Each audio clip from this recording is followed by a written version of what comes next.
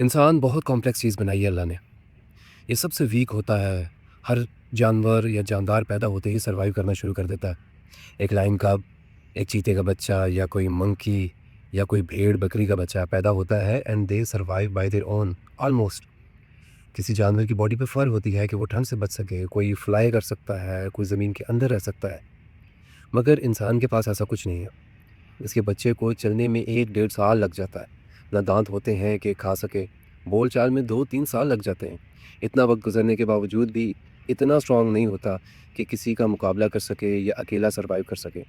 But इसके बावजूद ये राज करता है दुनिया पर because he got the brain, the most complex thing in the world, the most powerful thing in the world.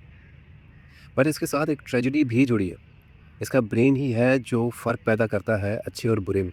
लोग अक्सर कहते हैं फ़लाँ ने फ़लाँ के साथ इतना बुरा किया, उसको एक दफ़ा ख़्याल नहीं आया, ज़रा एहसास नहीं हुआ। कार्ल जंग ने कहा था, every human is an artist of his own moral decay. हर इंसान का दिमाग उसे छोटी-छोटी चीज़ों का इम्यून बना देता है। वो चीज़ें अच्छी भी हो सकती हैं और बुरी भी हो सकती हैं। अगर बुरी चीज़ों या एक्सट्रीम क्राइम के बारे में बात की जाए फॉर एन एग्ज़ाम्पल, तो कोई भी इंसान एक दूसरे इंसान को कत्ल नहीं कर सकता अचानक से।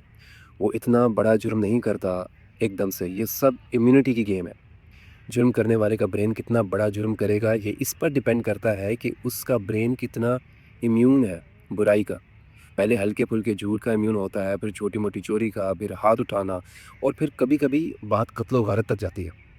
लाज़मी नहीं कि हर झूठ बोलने वाला कातिल है या बन जाएगा। For the sake of chain of process we are discussing. और एक और बात समझना बहुत ज़रूरी है जिस पर हमारा ध्यान कभी जाता ही नहीं, कि चोरी सिर्फ़ दुकानों में नहीं होती।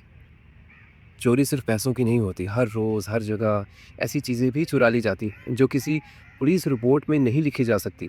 इज़्ज़त, हक़, खुशी, वक़्त, जज़्बात।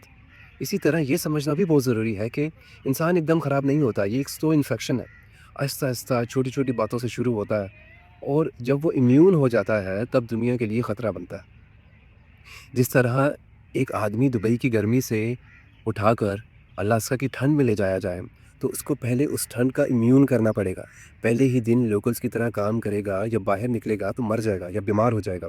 कुछ दिन उसे घर के अंदर रहना होगा, कुछ देर बाहर निकल कर एक आध चक्कर लगाना होगा। आहिस्ता-आहिस्ता उसकी बॉडी उस लो टेम्परेचर की इम्यून हो जाएगी और कुछ ही अरसे में अलास्का के एक्सट्रीम कोल्ड में काम करने लगेगा। बॉडी अडैप्ट कर जाती है। इसी तरह से इंसान का ब्रेन भी इम्यून होता है। वो भी अडैप्ट कर लेता है रॉन्ग्स को, लाइज़ को, इनजस्टिस को। अल्लाह कहता है अपनी जानों पर ज़ुल्म ना करो। मुझे समझ नहीं आती थी ये चीज़ पहले। मैं अक्सर सोचता था कि अपने ऊपर कोई ज़ुल्म कैसे कर सकता है? पर एक दिन समझ आया कि दूसरों पर ज़ुल्म करना ही एक्चुअल में खुद पर ज़ुल्म है। इसको आखिरत से तो रिलेट करना ही है, दुनिया में भी भुगतने हैं इसके कॉन्सिक्वेंसेस। कुदरत मकाफ़ाते अमल नहीं छोड़ती। जॉर्ज ओवेल ने 1984 में कहा था, in a time of deceit telling the truth is a revolutionary act. और हम इतने इम्यून हो गए हैं, छोटी-छोटी चीज़ों को देखकर हँस देते हैं। अरे ये तो नॉर्मल है, नॉर्मल। सीरियसली ये वो वर्ड है जो हमें ले डूब रहा है। फिज़िकल एडैप्टेशन लाइफ सेव करता है, इमोरल एडैप्टेशन इंसानियत को तबाह करता है।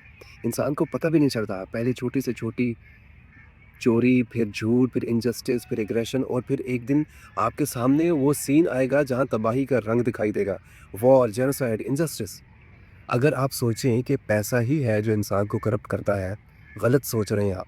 बहुत सारे लोग पैसे के लिए नहीं, पावर, इन्फ्लुएंस और एक्सेप्टेंस के लिए बुरे काम करते हैं और ये पैटर्न रिपीटेड है। एल्बर्ट कैमस ने कहा था, the only way to deal with an unfree world is to become so absolutely free that your very existence is an act of rebellion. आज अगर आप सोचते हैं कि चेंज इम्पॉसिबल है, गलत सोच रहे हैं आप। हर इंसान के पास चॉइस मौजूद होती है। इम्यूनिटी को अपनी ताकत बनाएगा या अपनी कमज़ोरी, और ये चॉइस डिसाइड करेगी कि आप ह्यूमैनिटी के सेवियर बनेंगे या विटनेस बनेंगे किसी की स्लो डेथ के। सुनने के लिए शुक्रिया।